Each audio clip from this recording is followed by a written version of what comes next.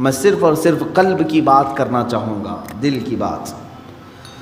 آج کے دور میں پوری کی پوری طاقت لگا دیتے ہیں اپنی صحت کو صحیح کرنے کے لیے۔ اگر آپ کا گھٹنا خراب ہوا تو مجھے یہاں تک خبر ملی کہ ایک گھٹنے کا آپریشن 1.5 لاکھ روپے سے، دل کا آپریشن، سر کا آپریشن، آنکھ کا آپریشن، ہاتھ کا آپریشن، جہاں کہیں تھوڑی خرابی آئی آپ مال خرچ کر کے اس کو صحیح کرانا چاہیں گے۔ جو لا علاج بیماری ہے کینسر، سب کو معلوم ہے، اس کے باوجود بھی کینسر ہونے کے بعد کوئی خاموش بیٹھتا ہے کہ چھوڑو اب تو مرنا ہی ہے؟ علاج میں وہ بھی 2-5 لاکھ روپے خرچ کر ہی دیتا ہے، اسے معلوم ہے کہ صحیح نہیں ہوتی، کوشش کرنے میں کیا کہیں۔ کتنی حیرت کی بات ہے کہ یہ بیماریاں جو جسم کو لگی ہیں ان کو صحیح کرنے کے لیے مال بھی خرچ کرتے ہیں، وقت بھی خرچ کرتے ہیں، لیکن جو گناہوں کی بیماری دل میں لگی ہوتی ہے اس کے علاج کے لیے کوئی بندہ کوشش بھی نہیں کرتا۔ اس میں نہ پیسہ خرچ کرنے کی ضرورت ہے آپ کو، نہ ہی بہت زیادہ محنت کی ضرورت ہے۔ چند چیزیں ہیں کہ اگر قلب دھو دیا جائے تو پاک ہو جائے گا۔ دلوں کی سختی بندے کو انسان سے گرا کر جانور کے درجے پر لے آتی ہے، بلکہ جانور سے بھی بدتر۔ قرآن میں اللہ تعالیٰ نے فرمایا پہلے پارے میں ثم قست قلوبہم من بعد ذلک فہی کالحجارۃ او اشد قسوا، لوگوں کے دل پتھر کی طرح سخت ہو گئے، نہیں بلکہ اس سے بھی زیادہ سخت ہو گئے، اللہ فرما رہا ہے۔ کچھ لوگ ایسے ہیں جن کے دل پتھروں سے زیادہ سخت ہوتے ہیں، پتھر میں کوئی چیز داخل بھی نہیں ہوتی، اندر سے کوئی چیز باہر بھی نہیں آتی۔ تو جس کا دل سخت ہو گیا ہے، ہدایت کی کوئی بات اس کے دل میں داخل بھی نہیں ہوتی اور کوئی بھی اچھی بات وہ قبول بھی نہیں کرتا، انہی لوگوں کے متعلق قرآن کہتا ہے صم بکم عمی فہم لا یرجعون۔ یہ کس کے لیے ہے؟ اندھے ہیں، گونگے ہیں، بہرے ہیں، وہ اب لوٹنے والے نہیں۔ قرآن میں اللہ تعالیٰ فرماتا ہے ختم اللہ علی قلوبہم وعلی سمعہم وعلی ابصارہم غشاوہ، اللہ نے ان کے دلوں پر مہر لگا دیا، ان کی آنکھوں پر، ان کے کانوں پر پردے پڑے ہوئے ہیں، ان کے لیے دردناک عذاب ہے۔ میرے عزیزو یاد رکھو، ایک مومن کے لیے سب سے پہلی چیز قلب کا تصفیہ، دل کا علاج کرانا۔ دل کا علاج سے مراد کسی کارڈیالوجی کے پاس جا کر کے نہیں، وہ تو خون کی نالیوں کو تو صحیح کر لے گا، لیکن دل کے اندر جو گناہوں کا میل ہے اس کو کوئی کارڈیالوجی صحیح نہیں کرتا، اس کو ڈاکٹرز نہیں صحیح کریں گے۔ اور یہ بیماری نہ تمہیں ایکس رے میں بھی نظر نہیں آئے گی، ہاں اس کی نشانیاں بزرگوں نے بیان کی ہیں، تم خود پرکھ سکتے ہو۔ اگر قرآن پڑھنے میں دل نہیں لگتا ہے تو سمجھ لو کہ دل کالا ہو رہا ہے، مسجد میں زیادہ دیر بیٹھنے میں دل نہیں لگتا ہے تو سمجھ لو کہ دل کالا ہو چکا ہے، اللہ کی راہ میں خیرات کرنے سے دل ہاتھ نہیں اٹھتا تو سمجھ لو کہ دل پورا کالا ہو چکا ہے۔ ایسی نشانیاں بہت ساری ہیں۔ آیات قرآنیاں پڑھی جا رہی ہیں، سننے کا شوق نہیں، لیکن وہی گانے گھنٹوں سنتا ہے، یہ دل کے کالے ہونے کی علامات۔ تھوڑی دیر اپنے والدین کو دیکھ نہیں سکتا، لیکن گھنٹوں غیر محرم عورتوں کو دیکھنے کا شوق ہے۔ کلام پاک کو تھوڑی دیر کے لیے نظر بھر کر کے دیکھنا نہیں چاہتا، لیکن موبائل میں گھنٹوں بیٹھا رہتا ہے۔ یہ تمام چیزیں دل کے سیاہی کی علامات ہیں میرے عزیز۔ اگر علاج نہیں کیا تو یہ پتھر ہو جائے گا، یہ پتھر ہو جائے گا، اور پھر اس کا علاج بھی نہیں ہو پاتا۔ اسی طرح مرے دل کے ساتھ دنیا سے وہ چلا بھی جاتا ہے۔ آخر اس دل کی صفائی کیسے کی جائے؟ کون سا صابن، کون سا سرف، کون سا پانی لے کر کے اس دل کو دھوئیں تو صاف ہوگا؟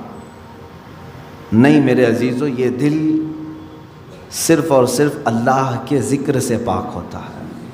قرآن نے کہہ دیا الا بذکر اللہ تطمئن القلوب، تو اس دل کی صفائی جو ہے اللہ کے ذکر سے ہے۔ اب ایک بڑی بات میں آپ کو بتاؤں، فقہ کا ایک قاعدہ ہے، قانون ہے، شریعت کا ایک مسئلہ ہے، زمین پر اگر نجاست پڑ گئی کیسے پاک کریں گے آپ؟ کھلی زمین تھی، گوبر پڑا ہوا ہے. پاک کرنے کا طریقہ، ہر چیز کو پاک کرنے کا طریقہ الگ الگ ہے. مسائل آپ پڑھیں گے تو سمجھ میں آئے گا. کپڑے پر لگے تو دھونا ہے، بدن پر لگے تو دھونا ہے، برتن پہ لگے تو دھونا ہے. الگ الگ طریقے ہیں سب نجاستوں کو پاک کرنے کا. کپڑے پر اگر نجاست لگی ہے تو 3 مرتبہ دھونا ہے آپ کو. کوئی غلیظ نجاست لگ گئی تو، نجاست کی بھی 2 قسمیں ہیں، خفیف اور غلیظ. غلیظ کا مطلب جیسے پیشاب، پاخانے وغیرہ. خفیف کا مطلب حلال پرندوں کی بیٹ وغیرہ. تو یہ نجاست کو دھونے کے الگ الگ طریقے ہیں، لیکن ان میں سے اگر کہیں زمین پر نجاست لگی تو اسے کیسے دھوئیں گے آپ؟ کھلی زمین، میدان ہے باہر اور نجاست گر گئی ہے. اس کے پاک کرنے کے 2 طریقے بزرگوں نے لکھے ہیں، فقہاء کرام نے لکھے ہیں. پہلا طریقہ یہ ہے کہ بارش اتنی آ جائے کہ وہ نجاست بہہ جائے. بارش اتنی آ جائے، توجہ ہے نا. زمین کے پاک ہونے کے 2 طریقے ہیں. بارش اتنی آ جائے کہ نجاست وہ بہہ کے چلی جائے. دوسرا طریقہ ہے یا تو دھوپ اتنی زیادہ پڑ جائے کہ وہ نجاست سوکھ کر کے ختم ہو جائے، وہ زمین پاک ہو گئی. یا تو بارش سے زمین پاک ہوگی یا تو دھوپ سے زمین پاک ہوگی. یہ 2 قاعدے ہیں شریعت کے. نجاست یا تو بہہ کے چلی جائے یا سوکھ کر کے چلی جائے. سوکھ کر کے جب ختم ہو گئی تو وہ زمین پاک ہو گئی. اب آئیے میں یہ بات کیوں بتا رہا ہوں آپ کو.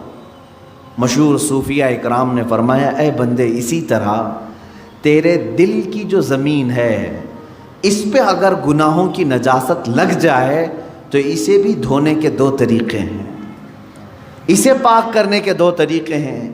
جس طرح زمین بارش کے برسنے سے پاک ہو جاتی ہے، اسی طرح تیرے دل کی زمین اللہ کے ذکر سے پاک ہوگی. اللہ کا ذکر برسات ہے، یہ بارش ہے. قرآن کی تلاوت بارش ہے.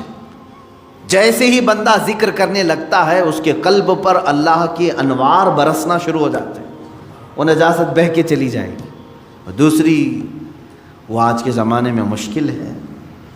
اگر دل کی زمین نجاست سے ملوث ہو گئی ہے، ناپاک ہو گئی ہے، ایک طریقہ میں نے زمین کا بتایا بارش کا، دوسرا طریقہ ہے دھوپ کا. دل کی نجاست کو دھونے کے لیے ایک ذکر الہی کی برسات، یا تو پھر شیخ کامل کی نگاہوں کی گرمی سے. شیخ کامل کے نگاہوں کی گرمی سے نجاست پاک ہو سکتی. یہ 2 طریقے ہیں. شیخ کامل کا حصول معمولی بات نہیں ہے. اس میں برسا برس لوگ تلاش میں لگانا چاہیے. لیکن یہاں تو آج حال یہ ہے کہ کہیں سے کوئی بھٹک کے پیر میرے گھر آ جائے میں اس کا دامن پکڑ لوں گا. در حقیقت جسے اپنے بیماریوں کو صحیح کرنے کی طلب ہے وہ سچے پیر کی تلاش میں گھومتا پھرتا رہے گا. یہ نہیں کہ بازار میں بیٹھ کر کے انتظار کرے گا. اسے تو ڈھونڈتے رہنا چاہیے کنٹینیو کہ کہیں مجھے شیخ کامل ملے جو میرے دل کے مرض کا علاج کرے، جس کے پاس بیٹھوں تو مجھے گناہوں سے نفرت پیدا ہو جائے اور میرے دل کے اندر گناہوں کی جو نجاست ہے اس کی نگاہوں کی گرمی سے دھل جائے. اور یہ 2 چیزیں ہوتی رہی ہیں.